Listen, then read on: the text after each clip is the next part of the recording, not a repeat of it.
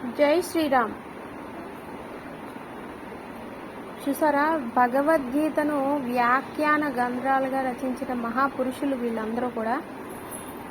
మొదటి పేజీలో మొట్టమొదటిగా శ్రీ ఆది శంకరాచార్యుల వారు, రెండవ ఫోటోలో శ్రీ రామానుజాచార్యుల వారు, మూడవ ఫోటోలో శ్రీ మాధవాచార్యుల వారు, నాలుగవ ఫోటోలో శ్రీ వల్లభాచార్యుల వారు, ఐదవ ఫోటోలో శ్రీ రాఘవేంద్ర స్వామి వారు, ఆరవ ఫోటోలో శ్రీ అరవిందో ఘోష్ గారు, ఏడవ ఫోటోలో శ్రీ పరమేశ్వర యోగానంద గారు, ఎనిమిదవ ఫోటోలో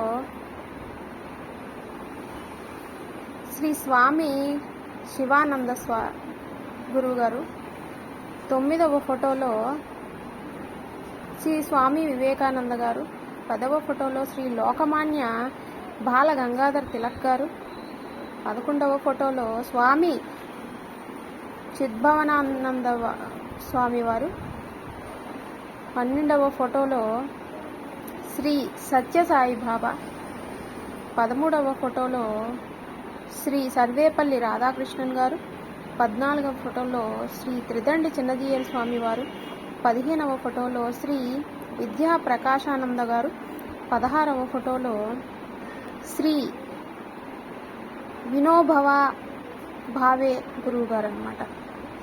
వీళ్ళందరూ కూడా భగవద్గీతకు వ్యాఖ్యాన గ్రంథాలు రచించిన మహాపురుషులు వీళ్ళంతా కూడా.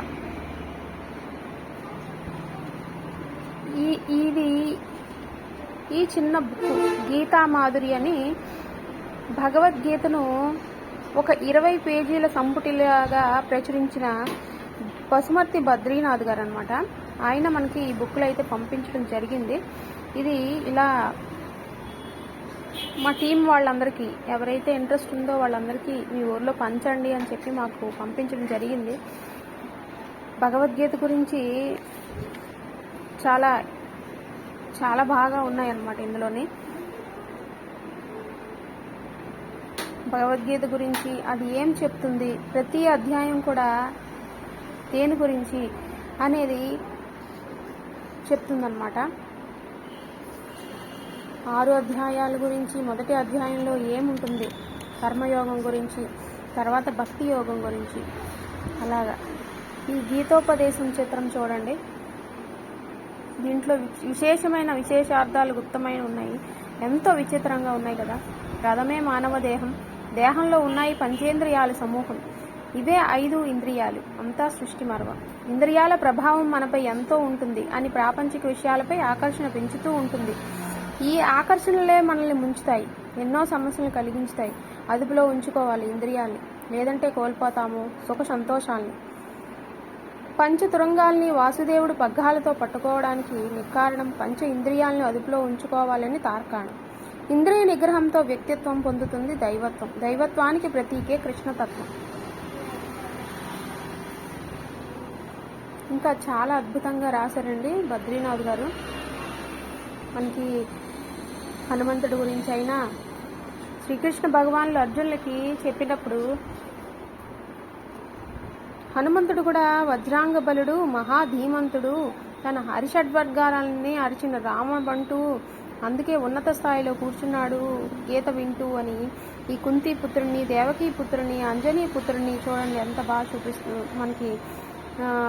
ఆయన వ్యాసతో మనందరికీ అర్థమయ్యేలాగా ఇవన్నిటికీ పురుష ప్రయత్నానికి, దైవానుగ్రహానికి, భక్తి శ్రద్ధలకు ప్రతినిధులు. ఈ మూడింటి సమ్మేళనము కలిగిస్తుంది వ్యామోహ నిర్మాణము, బంధ విముక్తిని మార్గదర్శనము. ఇదండి గీతోపదేశం అంటూ జీవిత పరమార్థం కూడా చాలా చక్కగా చెప్పడం అయితే జరిగింది.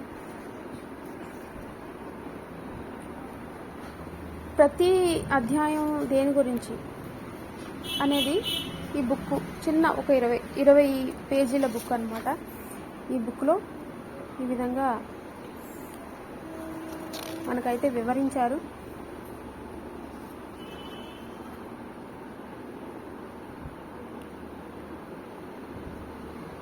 స్వామివారు విశ్వరూప సందర్శన యోగం గురించి చెప్తున్నారు ఇక్కడ.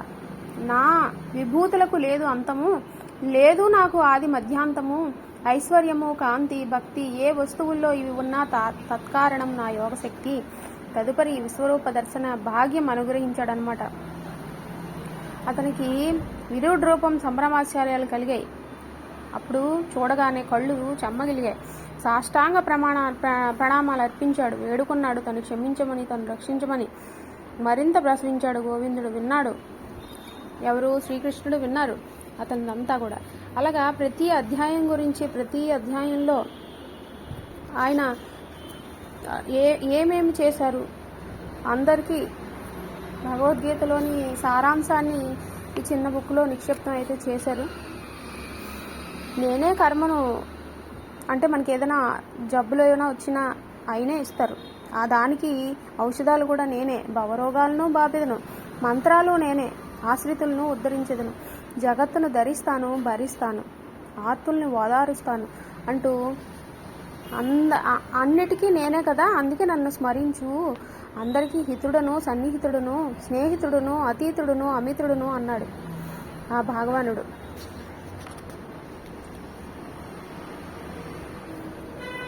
దీని గురించే జననం మరణం గురించి, సంసార వలయం గురించి మరువకు, నీ హృదయమే నా ఆలయము, ఆలయంలో ఉన్న నన్ను ఆరాధించు, సంసారం నుండి ముక్తి సాధించు అని చెప్తున్నారనమాట.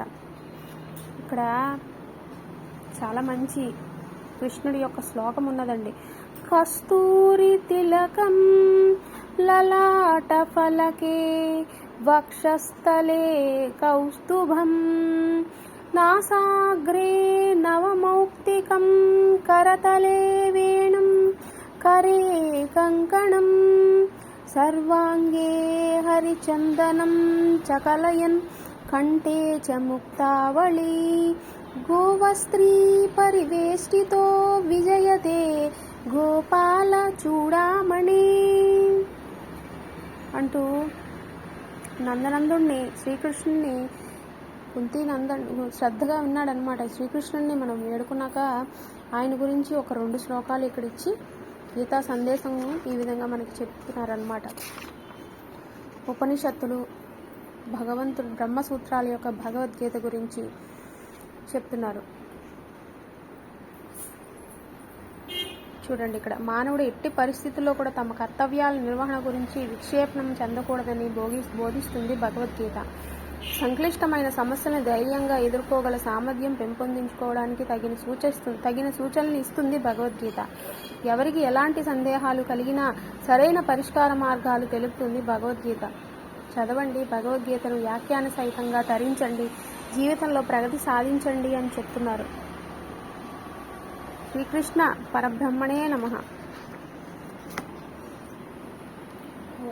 ఇందులో బద్రీనాథ్ గారు రచించిన రచనల గురించి కూడా ఇక్కడ ఇవ్వడం జరిగిందనమాట. జై శ్రీమన్నారాయణ, జై శ్రీమన్నారాయణ.